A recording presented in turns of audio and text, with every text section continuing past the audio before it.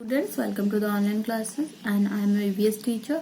So now the today's chapter of your EVS book of standard 5th is from tasting to digesting, which I have already discussed earlier that in next class we will discuss chapter 5, that is from tasting to digesting. तो first tell me what is taste? Taste क्या है? देखिए, तो जैसे आप Apple को bite करते हो तो आपको पता चलता है ये मीठा है, खट्टा है, एक टेस्ट आता है आपको। तो हमारा टंग इस टेस्ट को बताता है, क्योंकि हमने सेंस ऑर्गन्स के बारे में पढ़ा है और मैंने आपको बताया था कि टंग से हम टेस्ट कर पाते हैं। तो हमारे टंग्स में थाउजेंड्स ऑफ टेस्ट बर्ड्स होते हैं और ये नेवर एंडिंग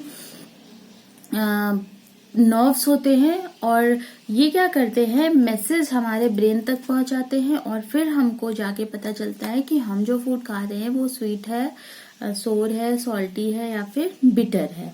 तो हमारे बेसिकली 4 टेस्ट है जो इम्पोर्टेंट है जिसको हम पढ़ते हैं, वो है सोर यानी कि कड़वा, स्वीट, सॉल्टी एंड बिटर। ठीक है, तो what do we do when you feel hungry? अब जब आपको भूख लगती है तो आप क्या करते हो? तो सपोज आपको भूख लग गई और आपके पास अभी खाना नहीं है, आप घर से बाहर हो, तो आपके पास एक बिस्किट का पैकेट हो, आप तुरंत से बिस्किट के पैकेट को खोलोगे और एक बिस्किट को अपने मुंह में लोगे और बाइट करोगे।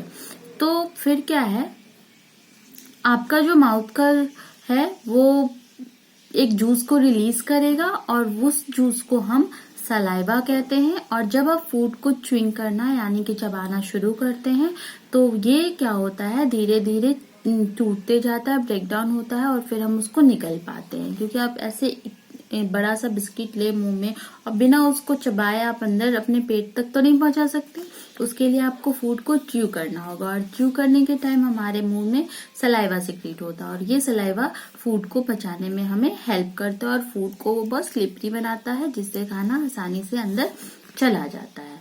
तो what happen to the food after you eat it? अब आप फूड को तो खा लिए, अब फूड को खाने के बाद होता क्या है वो देख ले हम।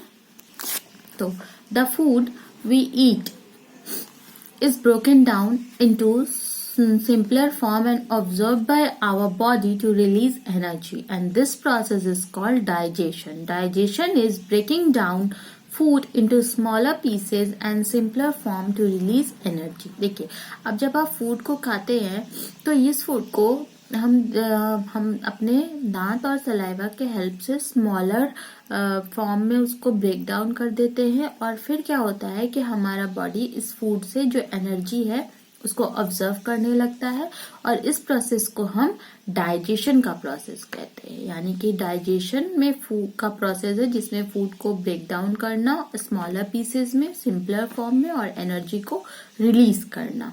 तो ये डाइजेशन प्रोसेस एक सिस्टम से होता है जिसको हम कहते हैं the digestive system. Very very important topic of this.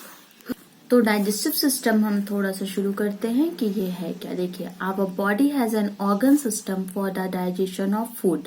This is called the digestive system. It is made up of number of organs with specific functions. These includes mouth, oesophagus यानी कि food pipe, stomach, small intestine, large intestine. These organs form a passageway through the body called the digestive tract. Liver and pancreas are not a part of digestive tract. They help in digestion by releasing a lot of digestive juices into the small intestine. देखिए, अब जो ये system of organs है जो कि food को digest करने में हेल्प करता है, ये हमारा डाइजेस्टिव सिस्टम कहलाता है।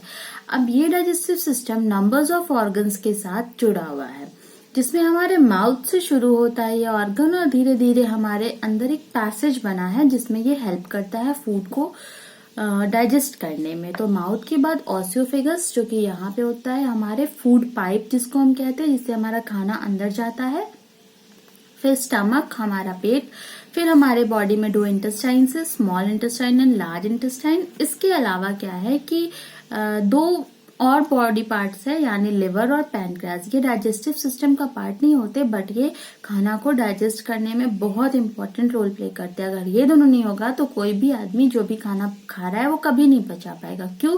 क्योंकि लिवर और पैनक्रियाज का काम होता है डाइजेस्टिव जूस को सिक्रीट करना। जब तक ये जूस को सिक्रीट नहीं करेंगे स्मॉल इंटेस्टाइन में, तब तक खाना हमारा ब्रेक डाउन होगा ही नहीं। तो how is food is digested, ये में हमारा जो नेक्स्ट टॉपिक है हम उसको देखेंगे। तो आज हम यहीं पे छोड़ते हैं, हमारा फूड कैसे डाइजेस्ट होता है आप एक बार जरूर सोचना, बाकी मैं कल आपको इसके बारे में डिटेल में बताऊंगी। तो अभी हम यहीं पे छोड़ते हैं और कल फिर मैं आपको इसी टॉपिक के साथ मिलूंगी, यानी हाउ फूड इज डाइजेस्टेड।